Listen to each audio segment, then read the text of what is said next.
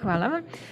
Ja ću predstaviti rezultate za klimatskih projekcija za budućnost. Prvo da znamo kako se te klimatske projekcije zapravo izračunavaju. Koristimo određene alate koji se zovu klimatski modeli. To su komplikovani kompjuterski programi koji opisuju rešavaju načine koji opisuju fizičke procese koji se dešavaju ne samo u atmosferi, nego u celom klimatskom sistemu. Ana je par puta naglasila, i to je jako važno da razumemo da stanje atmosfere ne zavisi samo od atmosfere, nego od kompletnog klimatskog sistema, od zemljišta, vegetacije na tom zemljištu, snežnog ledenog pokrivača i vodenih površina na kopnu. Znači, klimatski modeli su nam alat kojim proračunavamo kako bi mogla da se menja klima u budućnosti, od čega zavisi kako će izgledati ta buduća klima na našoj planeti, pa od emisija gasova sa efektom staklene bašte, pošto nas je preterano sagorevanje fosilnih goriva dovelo već i do ovih promena koje smo i do sada primetili. Da bismo mogli da pretpostavimo kako će se menjati koncentracija gasova sa efektom staklene bašte do, recimo, kraja veka, trebalo bi da pretpostavimo kako će izgledati emisije u različitim sektorima privrede koji su odgovorni za emitovanje gasova sa efektom staklene bašte i IPCC već dugo godina proizvodi, da kažem, ta scenarija koncentracije gasova sa efektom staklene bašte ili emisija tih gasova. Trenutno aktualna su scenarija koja imaju skraćenice RCP 2,6, RCP 4,5, RCP 6,0 i RCP 8,5, što je nacrtano na ovom levom grafiku. I tu je pokazano predviđeno povećanje srednje globalne temperature pod sva ova četiri scenarija. Znači, najblaži scenarij se zove RCP 2,6 i on predstavlja potpuno ispunjenje Pariskog sporazuma i stabilizaciju temperature do kraja veka. Dva srednje scenarija su RCP 4,5 i RCP 6,0.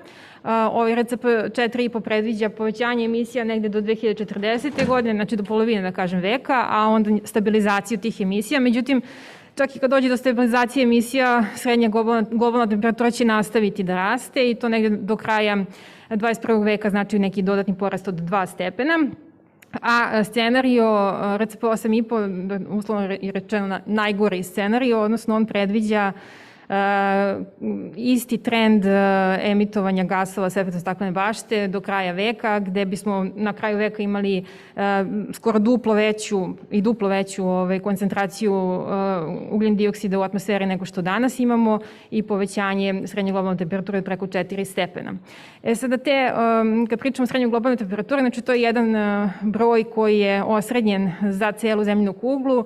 4 stepena možda ne zvuči puno, ali uvek je dobar primjer da se navede da je 4 stepena razlika između klime koju smo do sad navikli i klime ledenog doba. Znači 4 stepena u minus je ledeno doba, 4 stepena u plus, ne znam, vrelo neko doba. Vidjet ćemo do kraja veka.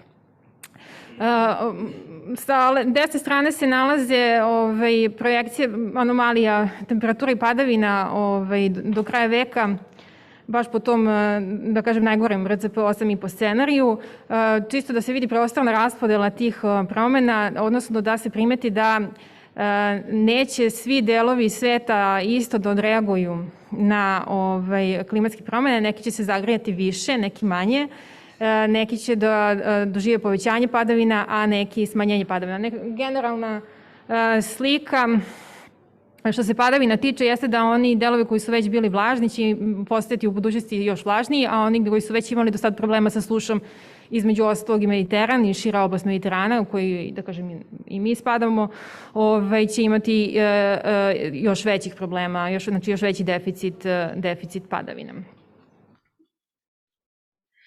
Sad, rezultate klimatskih projekcija koje ću ja prikazati su takođe iz treće nacionalne komunikacije. Ovo su sve rezultati medijane ansambla modela. Tada smo koristili 9 različitih kombinacija globalnih i regionalnih klimatskih modela koji su svi javno dostupni iz baze Cordex projekta, koji se bavi regionalizacijom globalnih projekcija klime. Referentni period za ove rezultate je 1986-2005 godina, znači 20 godina, a posmatrali smo 3 buduća perioda, skora budućnost od 2016. do 2035. Sredina veka od 2046. do 2065. i kraj veka od 2081. do 2100. Ovi periodi su izabrani tako da se poklapaju sa IPCC izveštajem i već je IPCC, kao što je naglasio, prešao na izveštavanje po 20-godišnjim periodima umesto tradicionalno nasleđenih u klimatologiji 30-godišnjih perioda. Analizirali smo dva scenarija koje sam spominjala u prethodnom slajdu, znači RCP 4,5, to je ono što ima stabilizaciju emisija sredinom veka, i da kažem je blaži scenarij, uslovno rečeno, i RCP 8,5 koji ima kontinuirani porast emisija gasova sa efektom staklene bašte do kraja veka, znači onaj gori scenarij. U prvoj koloni su anomalije srednje godišnje temperature za skoriju budućnost u odnosu na referentni period 86-2005. U drugoj koloni za sredinu veka i u trećoj koloni za kraj veka, znači sve se odnosi na srednju godišnju temperaturu i vidimo da po ovom blažem scenariju u skoroj budućnosti bismo mogli da imamo otprilike 0,6 stepeni Celzijusovih topliju u proseku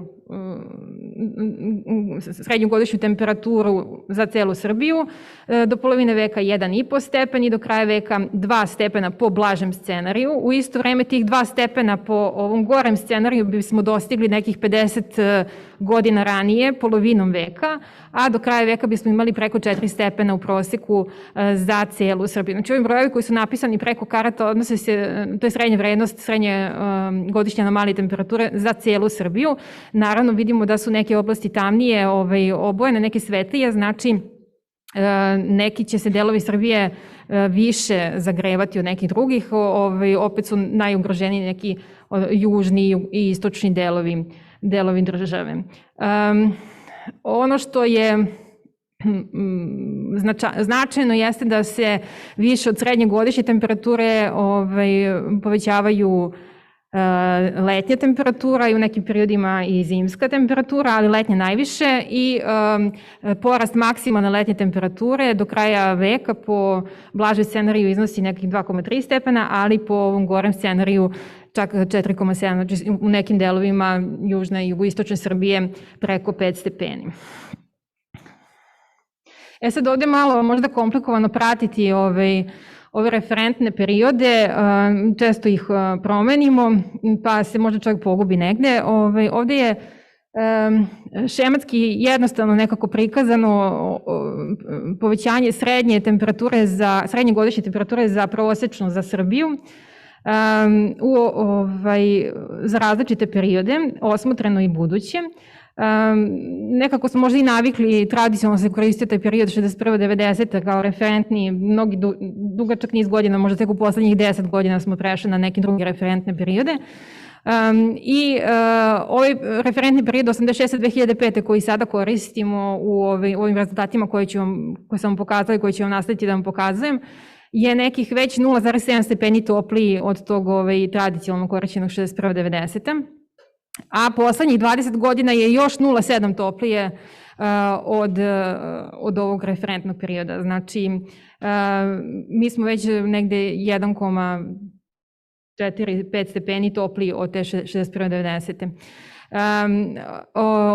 I s time smo zapravo u poslednjih 20 godina već dostigli projekciju po RCP 4,5 za 2016-2035, znači ova gore prva leva slika plus 0,6, to se već desilo. Znači, iako je bilo predviđeno do 2035. po ovom scenariju, to se već zapravo desilo.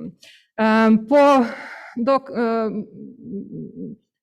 projekcija povećanja od nekih 2,5 stepena u odnosu na 61-90, odnosno 2,7 stepeni će se desiti po RCP 4,5 do kraja veka, po RCP 8,5 do polovine veka, a onda do kraja veka po ovom gorem scenariju preko 5 stepeni u odnosu na 61-90 predviđeno zagrevanje.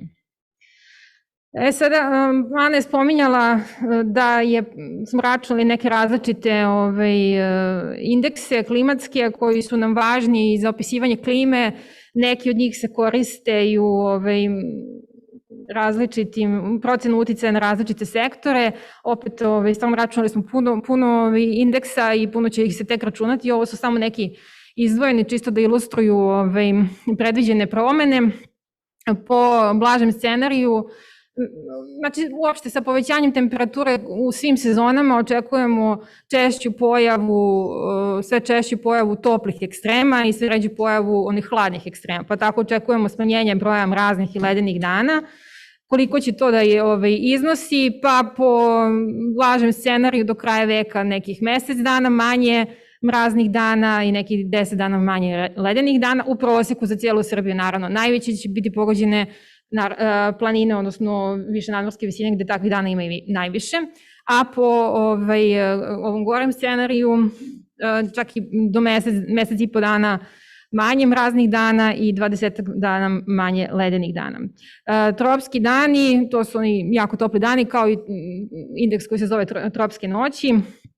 Očekujemo njegovo povećanje do kraja veka, opet nekih 20 dana po blažem scenariju i 50 dana po gorem scenariju više nego u odnosu na referentni period. Ovde bih više istakla da je oblast Srbije koja je pogođenija tim toplotnim ekstremima, znači dolina Save, dolina Velike Morave, Južne Morave i jugoistok države. Znači to su one oblasti koje su najpogođenije, već se to vidi u osmotrenim podacima, tako da se nastavlja i sa projekcijama koji će biti najpogođeniji tim toplim ekstremima. I naravno imat ćemo sve više toplotnih talasa i ekstremnih toplotnih talasa, s tim što ovde bih naglasila da je ovde na ovim konkretno slikama je reč o takozvanim klimatološkim toplotnim talasima koji mogu da se dese u bilo kom godišnjem dobu, znači to je samo prosto redak klimatski događaj, nisu samo one vrele temperature toku leta što svi detektujemo kao toplotni talasi, znači bit će ih više i duže će trajati. Sada, kod temperatura je nekako bila jasna slika, imamo povećanje temperature manje ili veće po celoj državi, a sa padavinama je malo komplikovanija situacija, malo je, u stvari generalna slika promene padavina za Evropu je takva da sever Evrope koji je inače vlažan će dobijati u budućnosti veću količinu padavina, a jug Evrope, Mediteran i jug će dobijati manju količinu padavina, odnosno imaće smanjenje i Srbija se negde nalazi upravo na toj granici između povećanja na severu i smanjenja na jugu. Gde se tačno ta granica nalazi, zavisi od modela do modela i imamo neku vrstu neodređenosti tačno gde će ta i kada da se desi ta granica između dva pola, znači povećanja padavina na severu i smanjenje padavina na jugu. Po ovim projekcijama u prva dva posmatrana perioda promene su srednjih godišnjih količina padavina su negde plus minus 10%, manje više, u okviru neke, da kažemo, prirodne variabilnosti klime, a do kraja veka po RCP 8,5 imamo izraženiju sliku onoga o čemu sam pričala, znači povećanje padavina na severu Srbije i smanjenje u centralnim i južnim delovima i to je ono što bi nas očekivalo po tom gorem scenariju. Ono što se ne vidi iz ove prve tri kolone koje pokazuju godišnje padavine jeste nešto što je mnogo značajnije za našu klimu, to je unutargodišnja preraspodela padavina. Pre svega veliko letnje smanjenje padavina koje je već i osmotreno, Ana je rekla preko 20, nekim delovima preko 20%, je li tako? To bi se nastavilo i u budućnosti. To smanjenje padavina bi obuhvatilo celu Srbiju i po scenariju RCP 8,5 bi bilo i do 40% u nekim južnim i jugoistočnim delovima Srbije opet najpogođenijim. S druge strane, zimske padavine uglavnom imaju povećanje padavina, ali sa povećanjem iz zimskih temperatura, znači manje snežnih padavina, onda povećanje isto padavina u toku proleća, a smanjenje u toku leta i u toku jeseni. Takođe smo izračunali različite indekse padavinske koje se tiču padavina, pre svega intenziteta padavina. Imamo i dalje povećanje intenziteta padavina, povećanje maksimalnih jednodnevnih, petodnevnih padavina za nekih 6 do 10% u zavisnosti od scenarija do kraja veka. I povećanje broja dana sa padavinama preko 20, 30 i 40 mm i, što je možda i značajnije, povećanje akumulacije, odnosno količine padavina koja u tim danima padne, čak i preko 50% za veći deo teritorije, pričamo o padavinama preko 40 mm do kraja 21. veka. Sada, upravo te promene u režimu padavina, intenzitetu padavina i duži sušni periodi tokom leta sa praćenjem visokim temperaturama i većom evaporacijom, ispravanjem i tako dalje, utiču na režime svih reka u Srbiji, odnosno uticaće isto u budućnosti, ali i na podzemne vode koje imamo na teritoriji naše države. I ovde su prikazani rezultati promene srednjegodišnjih proticaja na nekih 11 naših reka za periode, ovo su sada 30-godišnji periodi, drugačiji referentni period, 71-2000, ali i 30-godišnji su periodi, ali obeležavaju 2020, 50, 80, znači opet bliska budućnost, sredina veka i kraj veka po RCP 4,5 i RCP 8,5. Prema RCP 4,5 vidimo neko povećanje do otprilike 10% u srednjim godišnjim proticajima na svim rekama u Srbiji. To je prvi period, zatim do sredine veka i do kraja veka po tom scenariju imali bismo povećanje protoka na rekama koje su na severu zemlje, a smanjenje u centralnim i južnim delovima Srbije. Po scenariju RCP 8,5 takva, da kažem, polarizacija sa povećanjem na severu, a smanjenje protoka na jugu i centralnim delovima bi se desila već odmah. U bliskoj budućnosti zadržala bi se sredinom veka, a do kraja veka bismo imali smanjenje na svim rekama koje protiču kroz Srbiju i to veće smanjenje na onim rekama koje su manje i koje se nalaze južnije. U isto vreme bi došlo i do smanjenja intenziteta obnavljanja podzemnih voda, najviše u toku leta i u toku jeseni, i opet najpogođenije oblasti bi bile jug Srbije, jugoistok i delimično istok. Ovo je naročito posebno važno zato što se naš sistem vodosnabdevanja najviše oslanja na te podzemne vode, a opet s druge strane u toku leta kada bismo imali najviše smanjenje obnavljanja podzemnih voda i smanjenje proticaja u rekama, opet s druge strane imali bismo možda i najveću zahtev za vodom iz nekih drugih sektora kao što je poljoprivreda. Sad, ove analize su urađene, analize promene mesečnih proticaja po scenarijima i po budućim periodima za svih onih 11 reka koje su bile na prethodnom slajdu. Ovde sam izdvojila dve reke kao primer, Sava kao veća reka koja se nalazi, da kažem, u severnom delu zemlje i Ibar kao manja reka koja se nalazi južnije. Pričala sam na prethodnom slajdu o promeni srednjih godišnjih protoka, ali opet je važnije promena srednjih mesečnih protoka, pošto ona više zavisi od promena između ostalog režima padavina koje nije uniformno u toku godine. Skoro sve reke u periodu od marta ili aprila do oktobra će u budućnosti imati smanjenje mesečnih protoka, a povećanje u letnjim mesecima, novembar, decembar, januar, februar. I to smanjenje protoka će biti veće u onim rekama koje se nalaze južnije i onima koje su veće. U isto vreme imamo povećanje maksimalnih protoka i smanjenje minimalnih protoka i produženje trajanja tih minimalnih protoka. Sad, svi ovi rezultati koje sam do sada pokazala su se odnosili na medijanu ansambla klimatskih modela. Rekla sam da smo koristili u tim analizama nekih 9 integracija, različitih kombinacija globalnih i regionalnih klimatskih modela.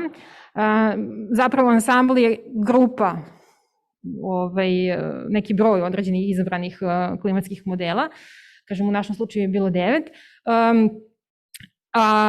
I kako to izgleda otprilike? Na ovoj slici imate srednju godišnju temperaturu, crvene linije su realizacije svakog tih jednog modela, znači imate jednu šumu podataka i iz toga treba da izvučete neki smisleni signal. Ono što je pokazano kao dobro jeste da se iz tog opsega čitavog rezultata izvadi nešto se zove medijana, to je vrednost ispod koje, odnosno do koje daje projekciju 50% članova tog ansambla i ona se smatra verovatnijom od realizacije svakog pojedinačnog člana ansambla. U tom smislu to je dobar reprezent buduće i prošle klime i buduće promjene ukoliko je taj ansambl dobro izabran. Ali to nije jedini broj koji možemo odatle da dobijemo i znači rezultat ovakvih analiza nije samo jedan broj, jedna projekcija, nego čitav opseg mogućih događaja.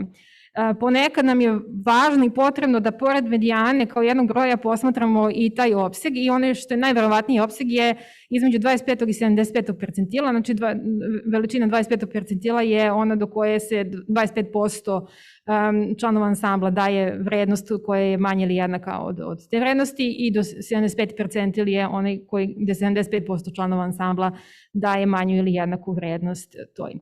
I hoću da pokažem zbog čega je nekada važno da gledamo u te 25 i 75 percentil, zbog toga što se trenutno u Srbiji promene dešavaju malo brže od te medijane izabranog ansambla. Ovde je prikazana srednja godišnja temperatura za različite periode. Sa leve strane ova izdvojena jedna slika je za poslednjih 20 godina, period 2000-2019. iz EOPS podataka, a ova desna slika su za različite periode, znači opet 86-2005, to je bio onaj referentni period, bliska budućnost, sredina veka i kraj veka, a redovi označavaju gornji red je 25 percentil, promene, srednji red je medijana i poslednji red je 75 percentil. Sad, u stvari hteli smo da uporedimo ovde osmatranja u ovih poslednjih 20 godina šta se već desilo sa ovim projekcijama, da vidimo gde smo. Sad, to se možda ne vidi ovde, pošto su ove crvene boje malo teške za raspoznavanje, zato sam ja oduzela ove slike, znači od svake ove desne slike sam oduzela ova osmatranja i dobila sam zapravo razliku. Ono što je plavo na ovim slikama je negativna vrednost. To znači da je u tom slučaju osmatranje, da kažem, bilo toplije. Naravno, za ovaj prvi period 86-2005.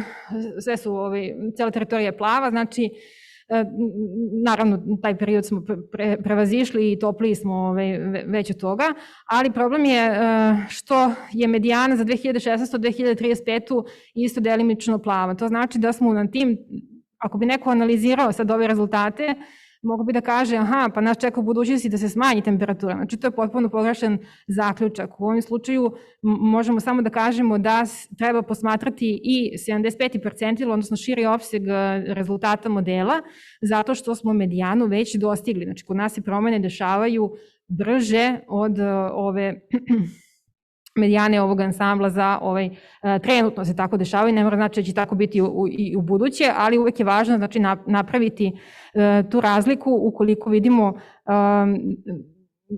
ne možemo očekivati da će se sledećih nekoliko godina smanjivati temperatura, nego zapravo ovo signal da treba da posmatramo i 75 percentil i da na osnovu toga donosimo odluke.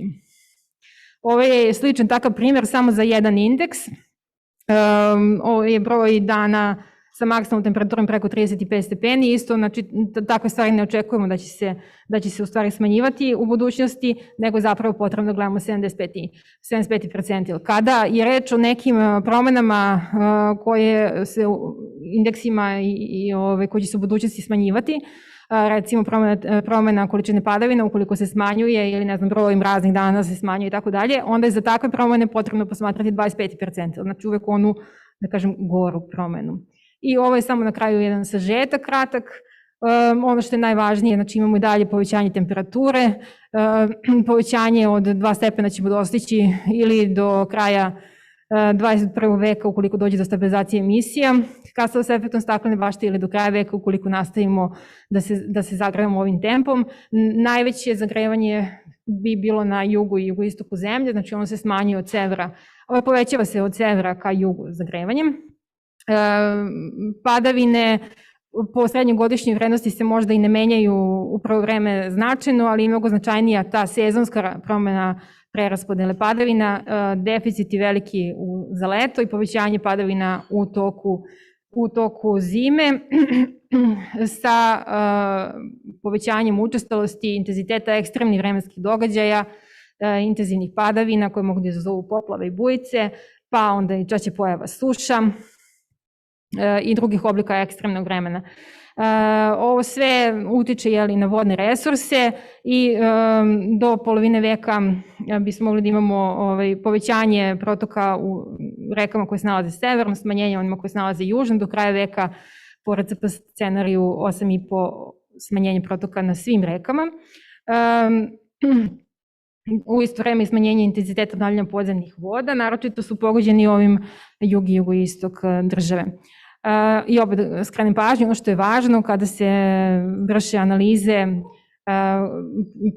promena da je trenutno, pošto prevazilazimo procenu medijana ansambla, važno uzeti u obzir i 75 percentil za pozitivne promene, kao što su porast temperature, porast dana sa ekstremno toplim događajima, i 25 percentil za negativne promene, kao što su smanjenje padavina ili smanjenje broja dana sa hladnim događajima.